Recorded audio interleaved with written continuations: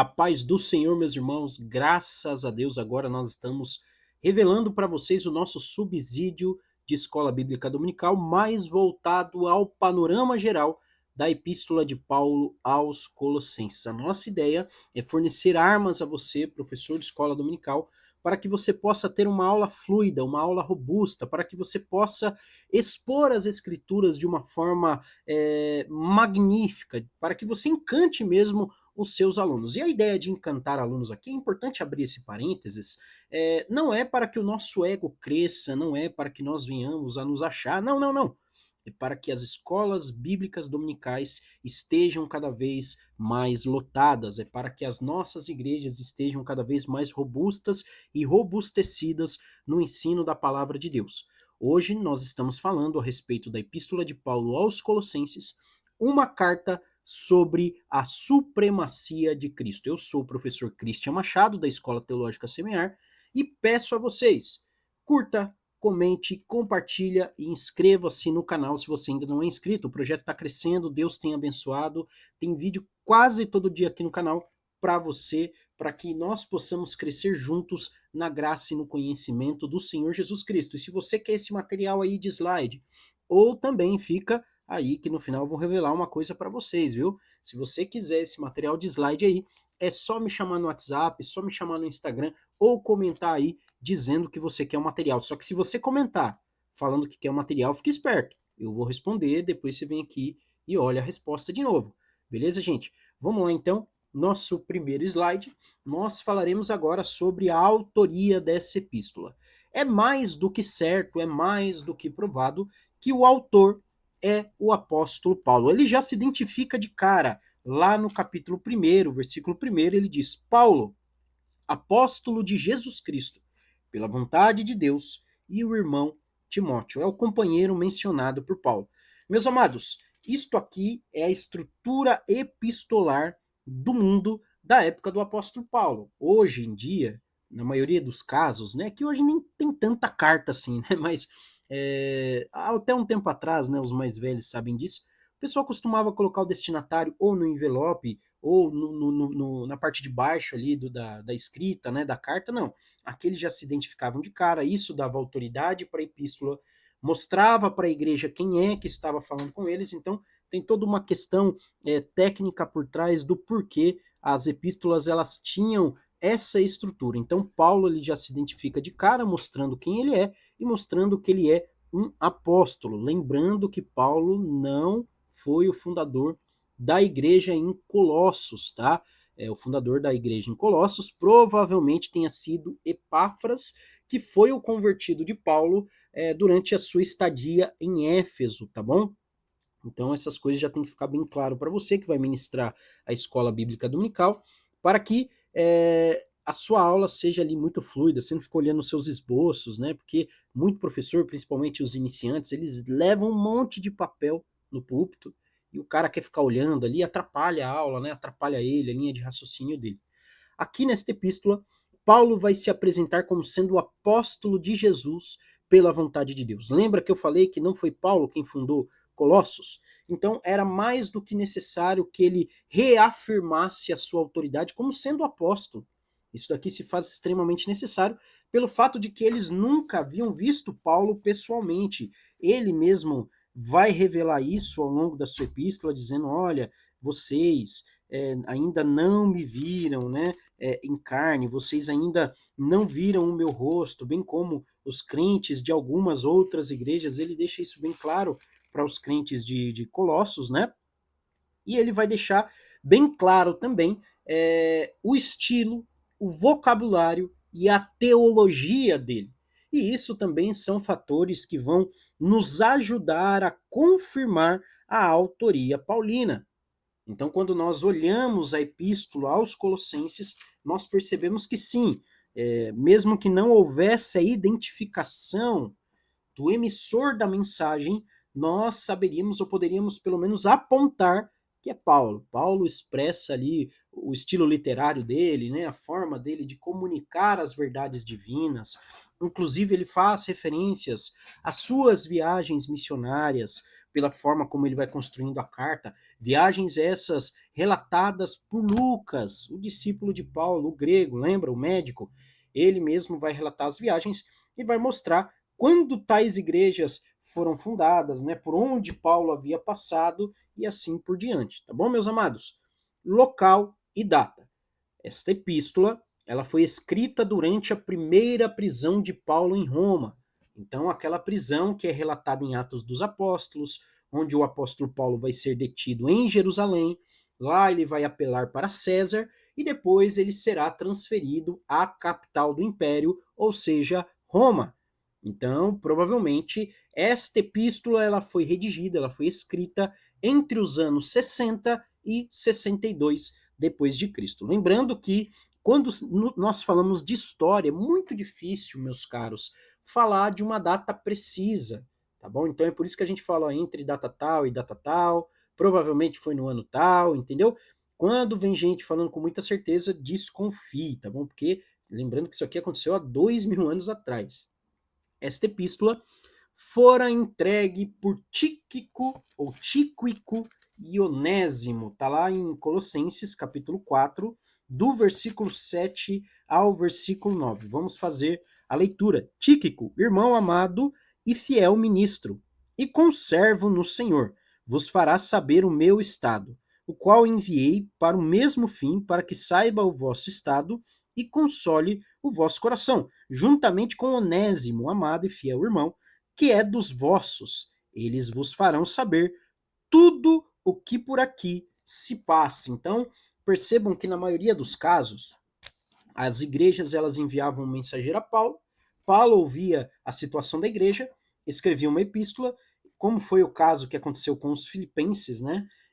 E o apóstolo Paulo, após ouvir essas notícias e redigir a sua epístola, enviava a sua epístola pelo mesmo mensageiro. Aqui, o apóstolo Paulo está entregando a sua epístola por meio de Tíquico e Onésimo. Foi escrita juntamente com Efésios e Filemão, compondo desta forma as epístolas do cárcere, tá? Então, guardem este termo aí. São epístolas que o apóstolo Paulo ele vai escrever durante a sua prisão. Então, lembrando que mesmo preso, o apóstolo Paulo ele não deixou de comunicar a verdade do evangelho. Na realidade, ele vai deixar bem claro, inclusive Filipenses também, tá? É uma das epístolas do cárcere, como nós vimos nas lições passadas aí.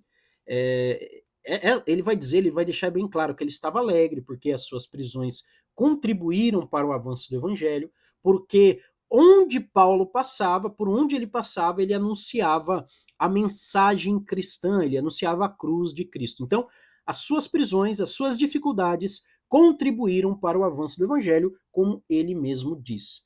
Destinatários é uma igreja situada em Colossos, cidade da Frígia, ou seja, é uma região, tá bom? Na Ásia Menor, atual Turquia. Então você tem um mapa aí, se você estiver fazendo uma coisa, dá uma paradinha, olha no mapa, você vai ver no canto inferior direito a capital do cristianismo, Jerusalém, com uma estrela azul.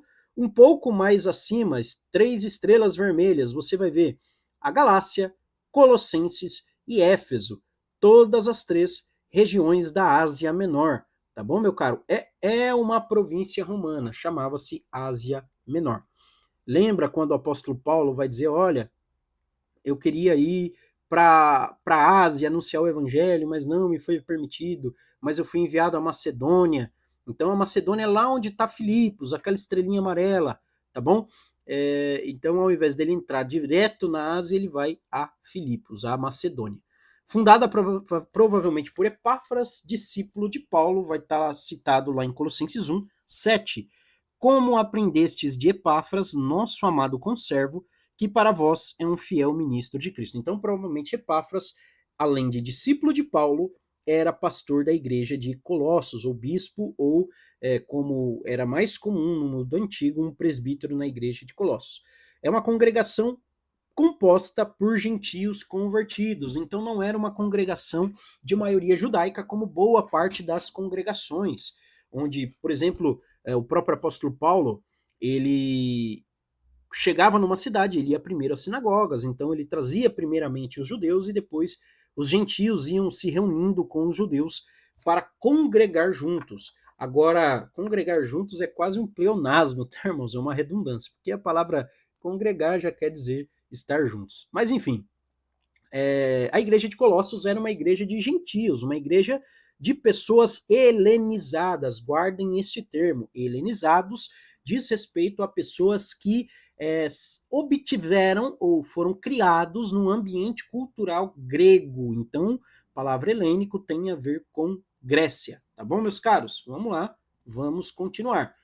Propósito da carta. Eu amo essa epístola por conta dos seus propósitos. Primeiro propósito, combater heresias que ameaçavam a fé dos colossenses. Então, olha só o porquê Paulo vai escrever essa epístola. Ele ficou sabendo que havia ali heresias, sincretismos, misturas religiosas que estavam ou poderiam atrapalhar a fé daqueles crentes e eles poderiam tornar-se numa seita, eles poderiam se afastar do evangelho de Cristo e até mesmo perder a salvação. Olha a seriedade e o porquê o apóstolo Paulo está escrevendo esta epístola.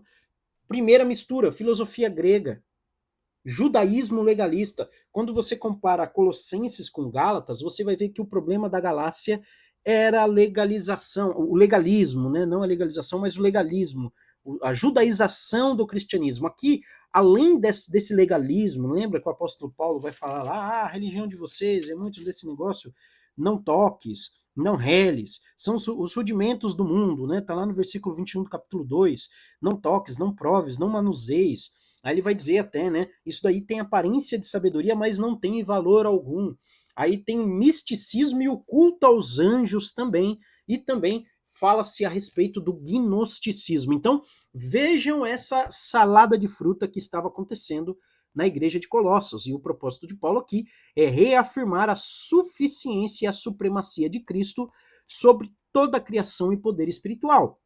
Porque por conta dessas misturas, dessas heresias que avançavam na igreja de Colossos, eles estavam colocando Cristo de lado, ou colocando Cristo numa categoria inferior, e isto era extremamente problemático, isto era extremamente nocivo ao evangelho de Cristo. Então o apóstolo Paulo escreve para combater isso.